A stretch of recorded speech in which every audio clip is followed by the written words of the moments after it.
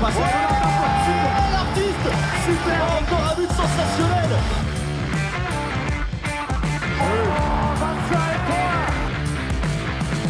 That's a brilliant bit of follow-up play by Mahé. Oh my goodness me, what a shot. Sagosen setter det hen! Han setter den! De i semifinale igjen! Hello everybody and welcome to the Uninformed Handball Hour. This is a very special episode because it is the first of our EHF EURO 2022 preview episodes, and we are again teaming up with the European Handball Federation, doing this for the first time back at the EHF EURO 2020, and we're back again for the Men's EHF EURO 2022 in Hungary and Slovakia. We will take you through the event, starting with 3 preview episodes, and during the tournament from the 13th to the 30th of January, we'll have an episode every 2 days. And you can expect wonderful insight, hopefully, some good guests, and a bit of banter along the way. And in today's episode, we have a very special guest in probably, in some people's eyes, the best line player in the world at the moment. We have Bence Banhidi from the Hungarian national team, and that will be our main focus of today's episodes as we look at the hosts, or one of the hosts, of the EHF EURO 2020 Hungary. So that's probably the longest I've ever spoken uninterrupted on this podcast. Hello, boys. How are you? Hi, Brian. Hello, Brian. Congratulations. Well, thank you. So how are you guys feeling for this year? Are you pumped already? 2 weeks out? It's getting pretty exciting.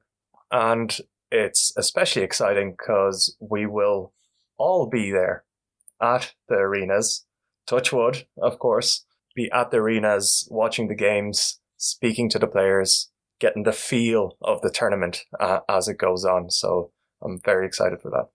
Yeah, and already looking at some of the test matches going on around Europe and teams and training camps, as we'll speak to Bence later, who's with the Hungarian team that, interestingly enough, have been training together since the middle of December.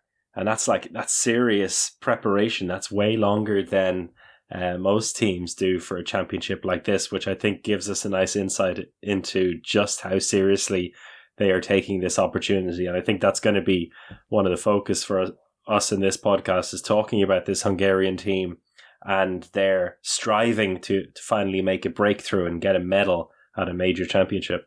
Yeah, there's something special about a home championship, especially for a country like Hungary, which is kind of steeped in handball history. It's a big part of the culture, and it's actually the first ever tournament that they're hosting on the men's side. A lot of excitement there, new arenas being built.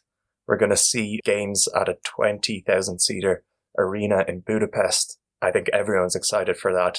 Alex, you touched on there the highlight in terms of the arenas, of course, is that new arena in Budapest, which holds 20,000 people, which is incredible, which is maybe finally now a proper alternative to the Lanxess Arena in Cologne, which I think handball fans have been waiting for. So it's great to see, but maybe it's nice to just look at some of the other arenas to give everyone a bit of an overview. We have in Debrecen hosting Group A, Slovenia, Denmark, North Macedonia and Montenegro. That will hold 6,500 people. In Košice, we have the Steel Arena, which will host Group F, Norway, Russia, Slovenia and Lithuania. That holds about just under 8,000 people. In Szeged, we have, of course, one of the highlights. We have this new PIC Arena, which is a brand new state-of-the-art arena, which hosted Szeged's final match of 2021. It holds just over 8,000 people. It will host Group C, Croatia, Serbia, France and Ukraine. In Bratislava, we also have a nice big arena with 10,000 people hosting Group D, Germany, Austria, Belarus and Poland, and also Group E, Spain, Sweden, Czech Republic and Bosnia-Herzegovina. It will also host Group 2 in the main round. And then, of course, as Alex touched on, we have that massive 20,000-seater arena hosting Group B, Portugal, Hungary, Iceland and the Netherlands. Then Group 1 of the main round and the final weekend. So lots to look forward to there. And also that Budapest arena from here on out is going to be kind of a central focus in Hungary, with the Women's EHF EURO 2024 being hosted there, the World Championship in 2027, and of course then the Women's Final Four from next year outwards. So very exciting times for Hungarian handball with such infrastructure coming into the fray. As we prepared for this and we were looking into the advantage that you assume you have, host nations have, and the two host nations here being Hungary and Slovakia, you assume that they're always going to be in the hunt for the semi-finals and to potentially get a medal. But Brian, you had a look through the history of the Euro, and it really hasn't been the case. And in recent years, I've noticed it, but it really is stark when you look back through the history since it started in 1994, that only one host nation has actually ever won the competition. And that was Sweden back in 2002 when they were winning everything. And it wasn't, I guess, a huge surprise. But besides that, no other host nation has won it. Serbia and Denmark got a silver medal in 2012 and 2014 respectively. And then Norway got the bronze 2 years ago, but they were one of the home nations. They didn't win the bronze on home court. But a fascinating look through it and really make you think twice about just how much of an advantage being at home really is. Yeah, I think the one that sticks out for me is Serbia in 2012, where you really saw a team kind of rise to the occasion and completely outperform their perceived capability, driven by, huge arenas, by ravaged fans. And I think there's real potential of a team like Hungary embracing the amazing fans that will support this country all the way through the Euros and really outperforming and building towards that. So I think despite the fact that, maybe previously it's not a guarantee of a medal if you're hosting, there is something to it. There's definitely a lot of added pressure this time out, of course, with the two new arenas thrown in the mix as well. And it's something we actually talked about with Bence, who you'll hear from later in the episode. And he was talking about how, he did feel a bit of extra nerves going into that final match of the week in the Champions League because of the new arena. So it's going to be interesting to see how this Hungarian team will cope with all that extra pressure. But I think what you said there, Alex, is interesting because I think Serbia is probably a pretty good kind of comparison to maybe where this team is at.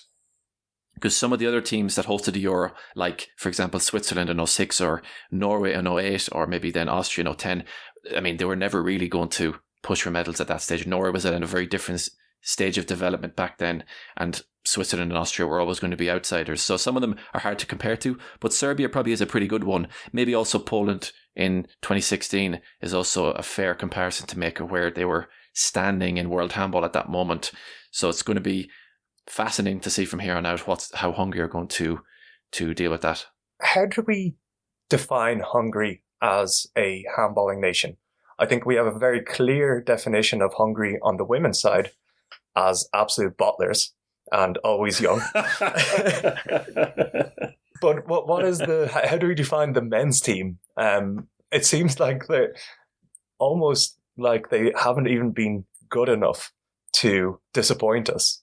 Is that fair to say? Yeah, I've always made the comparison with the German national team and the English men's football team, but maybe that could be suitable for this Hungarian team because they have such a big standing in world handball because of the club sides. Veszprém have been around for decades. Szeged in the last decade or so have really come to the fore as well as a elite European team.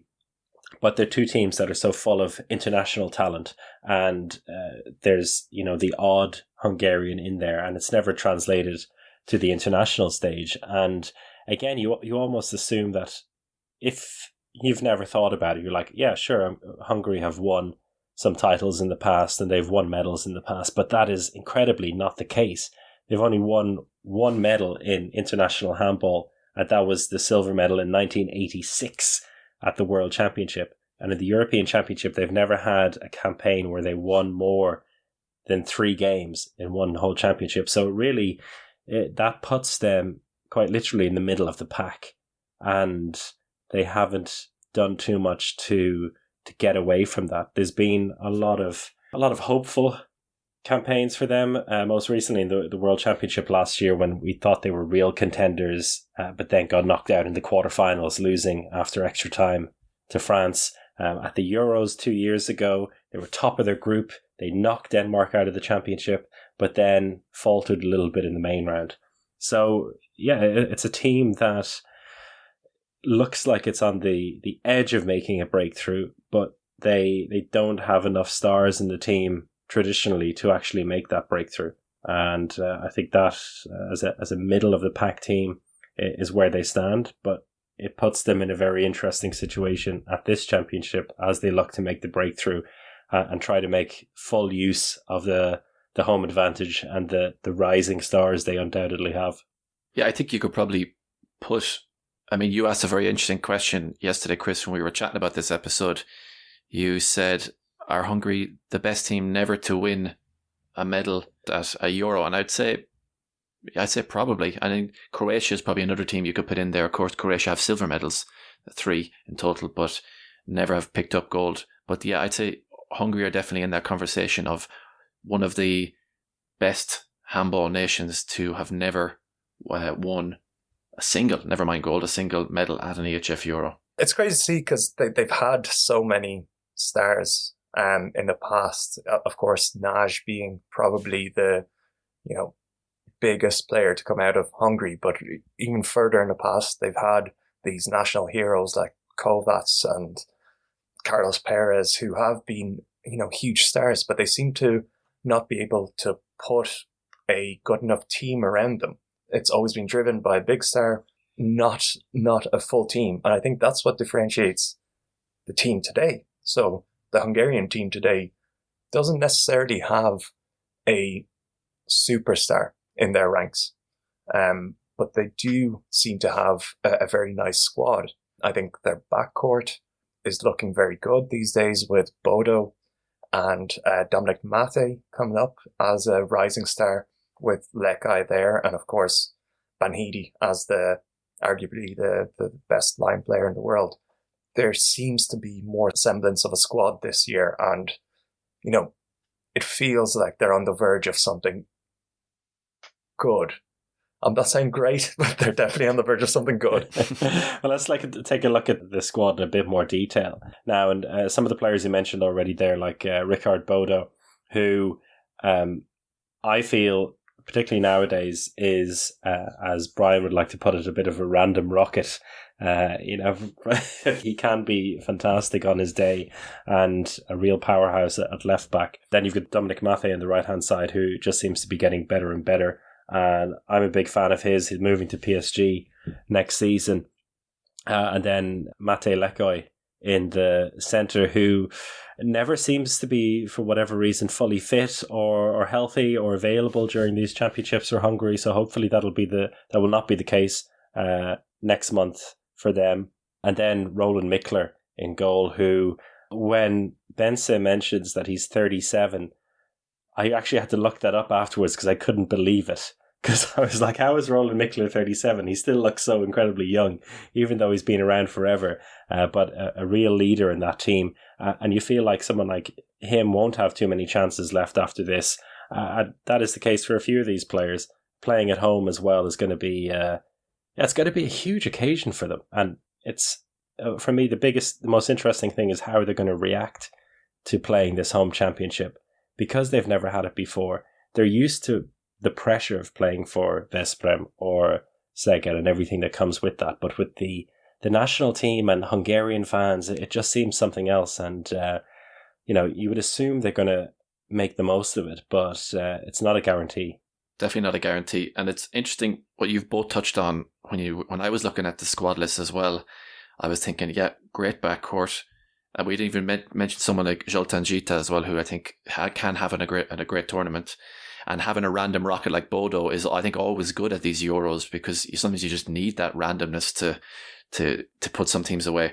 But backcourt, line player, and I think defense as well is a very strong position. We've an award named after one of their players, Adrian Sipos, for the antics he gets up to sometimes in defence. So we'll talk maybe a little bit more about that over the tournament for sure, because we have an award named after it. But I think One of the things which we don't really hear about much nowadays is maybe the wing positions for Hungary, is maybe some of their weaker positions. I don't know what you guys think. Is that maybe an area of the court where Hungary maybe could fall short? So much so that they brought in a Spaniard to play on the wing in recent years, in Pedro Rodriguez, who is 31 and has kind of filled in the right wing position for them. So yeah, that is a bit of a worry for them. But, you know, the way they play, they don't need to worry about the wings so much. Everything is so central focused. Bence Banhidi is the main man in that sense. It's get the ball to him on the line and or set up shots from the backcourt. So the wings' job is to keep running all day long and hope for some fast breaks, hope for some steals, and just whenever they get the chance not to miss it. But yeah, the focus is very much on the backcourt there. It's not the best group of wing players in the world, but I don't think that'll be the make or break area for them. So Alex, as the in-house line player on the podcast, could you maybe just outline for people who wouldn't be that familiar with the Spanish style of play? Because I think there's a lot of people maybe when we're going to be talking about Hungary, I think the Spanish style of play is quite important on a club level and also on an international level. Yeah, I think the Spanish style of handball has permeated the whole handball world and has definitely impacted Hungary in a special way with their two biggest clubs, both Veszprém and Szeged, having Spanish coaches for a long time, as well as Xavi Sabate being a coach of the national team before. So it's really ingrained in the last maybe 5-6 years of Hungarian club handball, and a lot of these players are familiar with it. And the Spanish style handball it really relies on very simple 2-on-2. You're really looking to beat a player and then open up space for another one. And the reason why it works for Hungary is because Bence Banhidi has to have two people on him at all times, because there's not a single player in the world who can hold back the absolute hulk of a man that Bence Banhidi is. So there needs to be two players beside him, which does open up space. It means that if the opposing defense loses a one-on-one battle, it just completely opens up the court and it can be effective. That's why that combination of Mate Lekai and Banhidi is so important. In the same way for Szeged at club level, we've seen the Bombats and Banhidi partnership be so devastating. I think Lekai has and they've shown that they work really well together. Additionally, they just have the big shooters like Mate and Bodo to again take advantage of a little slip. If a defender is a little bit slow, doesn't mean that a player has to kind of break through. You just need that extra step backwards from a defender for a guy like Bodo or Mate to shoot over. So there is this kind of majority style handball that has been effective for Hungary. We just need to see it being consistent. What happens when Banhidi does get shut down or the defense gets a little bit more aggressive, and we'll have to see that as the tournament unwinds. Well, we've been talking about Bence Banhidi so much, I think it's time to hear from the man himself. It's Szeged and Hungary's Hulk on the line, as Alex described him. He's going to talk to us about his early days in handball, what has inspired him as a Hungarian national team player, and what he's looking forward to next month at the Euro. Now, I think I am the player, one of the players here in the national team. I have to be the leader in the court. Into the line, Banhidi. It's all square. 9 minutes into the second half. Yeah, I like so much. I love this position because I like to fight, make success for my teammates. Two men on top of him, somehow still manages to turn around and fire that one past Banhidi. And now it's a big chance to step up in the top teams. We have to take this chance and play good. I hope we will be somewhere close to the medals.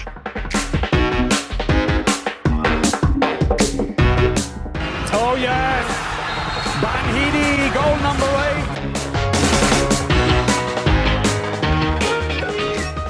8. what I want to ask you first of all is about your background in the sport and how you got into it. If I'm not mistaken, you were born in Győr, which is a very famous handball city itself, but you didn't start playing until you were about 14 years old. What took so long? Yeah, because before I played football, but it was too big the court, and when I was in the school and we have some exercise for shooting, I shoot so strong, and they were calling me for come on, start to play handball, and I had a lot of friends played handball, and I go there just like enjoy with like a hobby, to try, and I stayed there. I played in Győr, I think 2 years, but like an amateur team, just for enjoy. Every week we had 4 trainings maximum, and after they were calling me from Balatonfüred. When you started, you said you had a hard shot. Did you intend to be a backcourt player, or did you always want to be a line player? No, I was first when I started. I was in left wing just to feel the ball, to feel the shoot, and after I was a left back. And when I came to Balatonfüred, I was left back yet, and there was some injury. And my coach said, Bence, in this game you will play in line player, so be ready. And I said okay, and I stayed there. Because if I am a back player now, or I am left back, I have problems for sure. Because for sure I am not in Szeged, I am not in the national team. Maybe I am in the 3rd division. So it's the best accident that ever happened then. Wonderful. And even though you started at a relatively older age than at 14, you said you had a lot of friends in handball, and handball is such a huge sport in Hungary. Can you remember growing up as a kid and the influence that, let's say, the Hungarian national team had on you when you were a kid? Yeah, when I was a kid, I had a lot of picture with the big stars, because in Győr I went to the games. For example, when Győr was in the first league, they played against Veszprém, and after the game, I was taking picture with Carlos Perez, with Nikola Klamovic, so with the big stars. And it was my dream to play one time in the big team or with the big star players. But after 1-2 years, it comes so fast in my life, because when I went to Balatonfüred, after 1 year I go in the junior national team, after in the adult national team. So my dream comes so fast. Talk to us a bit about that. I think you were 19 when you made your debut. What are your memories of putting on that Hungarian jersey for the first time? I was a lot of training with the national team, but I didn't play official game. And it was really hard to be in the team because there was a lot of good players and experienced players. So I had to fight a lot for my position. But after, I think my first official game was in 2013 against Bahrain. And the coach was Lajos Mocsai. And after my first championship was with Talant. And after more or less, everybody say why I didn't play yet in the national team. I'm so big. I played, I think, okay for the first part. Really, it just I'm 26 years old, and every year just come some success, a lot of good things. I am like so lucky guy. What do you think Talant Dushabayev saw in you? Because as you said, it all happened very quickly. You were so young coming into the national team, and you played a big part in the team when Talant took over as coach. Yeah, I have to say thank you so much for him, because he helped me. He helped me a lot. We started to play in the national team the Spanish system, and before I didn't know what is the Spanish logic, the Spanish system, and I learned a lot from him and also from Pastor.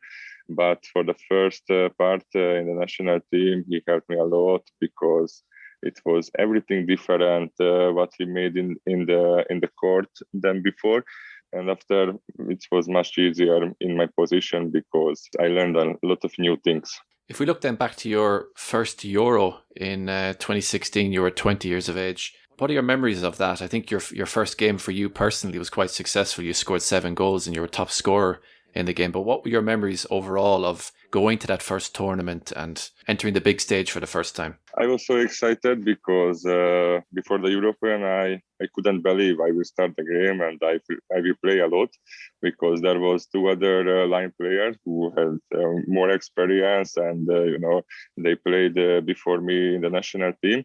And Talant said before, I think in the preparation for the championship, Bence, be ready. I don't care, you are young, but you have to be in the leader in the court, because you will play more than these two guys. So just be strong in the mentality and go in the gym every day, because you have to improve, you have to be more strong. And really, I was so shocked, but I was ready, because in the first game, what you said, I scored 7 goals, and what a dream. In the first European champion, I'm here and I scored 7 goals, and before almost I didn't play in the national team. So it was also so nice feeling. Did your role in the team automatically change as well, like from your perspective? Because here you are already playing a big part within the team, despite being so young. Talent has told you, okay, you're going to have to step up and be a leader here. But did you feel already after that first game that's like, okay, I do belong here? I think yes, because in the first game, after I have more confidence with my teammate, I feel more power, and from this moment, I think every team start to prepare against me, because our system in the national team and also in the Szeged, it's more or less for the pivot. It's every game, in every action starts from me, or I am the player who will shoot in almost every attack, or I make penalty, or I will block for the teammate. So I have a lot of job in the court. But do you like that? Do you like being a central figure on the court? Is that something you look for? Yeah, I like so much. I love this position, because I like to fight, make success for my teammates. So I love this position. Let's talk a little bit about beyond that game in 2016. There wasn't so much success after that. I think after the first victory, there were 5 defeats. And in many of the championships up until last year, the World Championship, Hungary have kind of finished mid-table, I think it's fair to say. There's been always a lot of early hope. For example, at the last Euro, beating Denmark in the preliminary round and finishing top of the group, and then beating Slovenia in the main round, but then ultimately a little bit of disappointment. How is that, knowing that there's always all this potential within the team, but you haven't quite made that big breakthrough yet? In the last few years, for example, in the last year, we were so close to be in the top 4, and because we played draw against France, and after in overtime we lost. But I think we played really good in this tournament. My expectation from our team, from our national team, I think it's a lot, because we have a really young team, but I think in every position we have really quality players. We have a really good team spirit. Everybody like to be in the national team. We are enjoying the all trainings, so it's a really good feeling here. And now it's a big chance to step up in the top teams, because we play at home. Everybody support for us in Hungary. Hungary, they build a sport hall almost for us for this European champion. At least 20,000 people can go inside and they can support us. So I think we have to take this chance and play good and I hope we will be somewhere close to the medals. I was there in Szeged for your last club game of the opening of the new arena, and it was an absolutely incredible atmosphere. And I think you could see it on all of your guys' faces how much it meant to you, and it really seemed to give your side a boost. And just seeing an absolute packed arena full of Szeged fans was absolutely incredible. I'm sure that was an amazing day for you yourself. Yeah, it was unbelievable what the supporters made it in the sport hall, because with 8,300 people was inside, and they were screaming all games or all the time. But before the game, I was a little bit afraid to be. It was a little bit, pressure in the game, in the team. But I think everybody was motivated. It was everybody was on full of adrenaline, and finally it was like a easy game because we won by 4 goals, and I think we destroyed Kiel. Like how we have to play in the first game, what is like open ceremony. So I was really happy, and I think from the club was everybody really happy. In that opening game in Szeged, it reminded me a lot of how you were playing last year in the World Championship, where everybody looking at you in particular, it seemed like you were unplayable. Like once Bence gets his hands on the ball, there's literally nothing is going to stop him, or nobody is going to stop him. There's going to be a penalty or a goal every time. And that drew a lot of attention to you, particularly the last couple of major championships. How do you look at that? What is your perspective on that? Do you feel at certain times in games that when you're in the game like that there is quite literally nothing going to stop you? I don't feel that nobody can stop me because a lot of good players in the court and they know how to defense, but not all the time. So I have some things what I'm doing during the game. And for example, if I am with one player, it's normally goal if I catch the ball, or penalty, or some 2 minutes, like Pastor say. Or it's 2 players with me, it's somebody is alone. So the key is me and one player who has the ball, who will decide to pass to me or pass to other guy who is alone. So this is more or less the Spanish system. If somebody asks me who didn't play handball in his life, just to ask what is Spanish system, pass to me or pass somebody, because with Bence is 2 players. I like that a lot. And you mentioned there before the game a bit of the nerves playing in front of that new arena, and I guess there'll be a somewhat similar situation now going to Budapest and playing this major championship in the new arena that, as you said, has basically been built for this championship and for you. Do you feel like already that the hype for this championship on social media or in the Hungarian news is beginning to build up? I think yes. Now we start the preparation. I think 16th of December. We were in this open ceremony in the new arena. It was really like a shock because it's so high, so big, and so nice. So I am really furious with this arena with 20,000 people, and I think a lot of media stuff will be in all games, and it will be looking. I think we have a more focus. We will have a more focus in the national team, in our national team, because we play at home, and now for sure they will ask how you feel in this new arena. So we are waiting a lot of questions. The mood in the squad at the moment, do you feel like there's a bit of pressure on the squad when you're training with the guys, or what does it feel like at the moment? I think at the moment we don't have any pressure. At the moment we are preparing more or less just the physical trainings. Okay, we have handball trainings, but not preparation for the games, just to be together, to feel each other. But I think we don't have pressure when it start the game or close to the game. For sure, I think we had a big pressure, but I think everybody has experience. Everybody here is a good player because they are here in the national team. So if we are in good in mentality, I don't think about like a pressure. We have to think it's like a possibility to take chance. If you look back to when you were 19 years old until now, how have you seen the national team and the different squads? What's the development been like, and the journey that you've been on? Have you seen much of a development, or where the team is at compared to where it was when you were 19?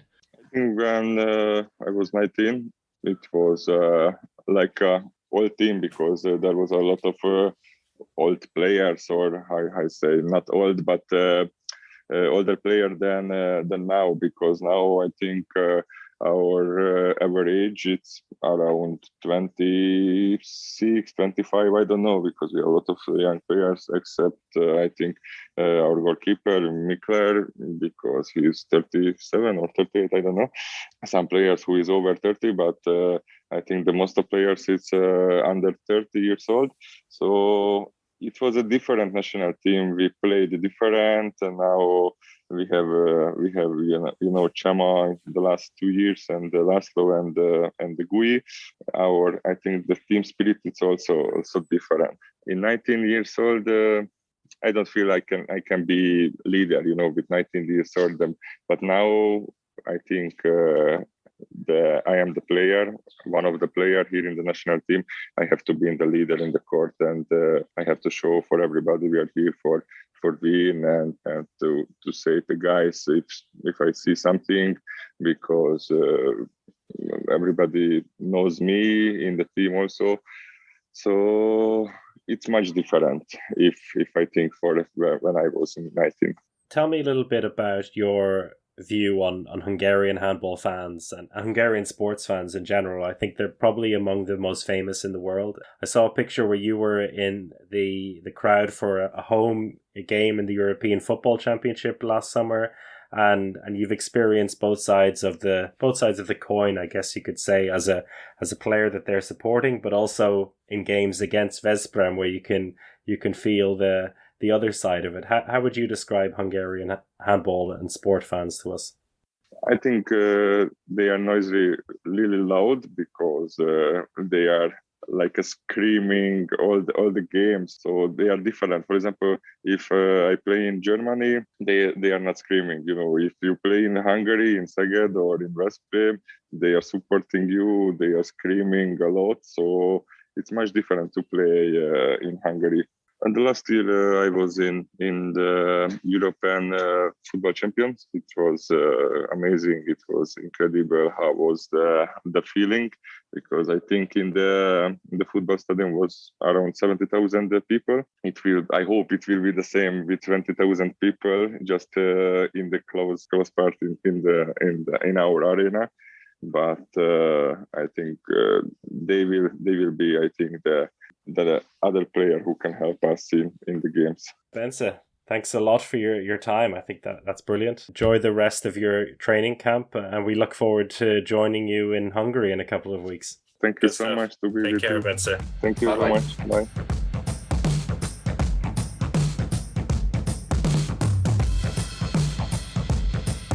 Thank you to Bence for that interview. I think we've talked enough about Hungary for today. We're going to go into their group in more detail. In fact, every single group in detail just before the championship, when we have a bumper episode, which will also be streamed live on Twitch on the 10th of January. It's going to be about 3 hours long. We're going to go through every single group. We're going to have guests on, former players, experts, and random people talking about each and every game as we'll predict all of them.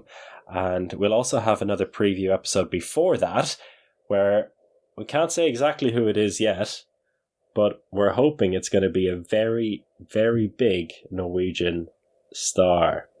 But we'll reveal more about that on our social media channels as we go closer to the date. But until then, thank you everyone for listening. If it's the first time you listen, make sure to subscribe to us on your favorite podcast app, and also follow us on the socials at Handball Hour, and we'll talk to you again very soon. Goodbye.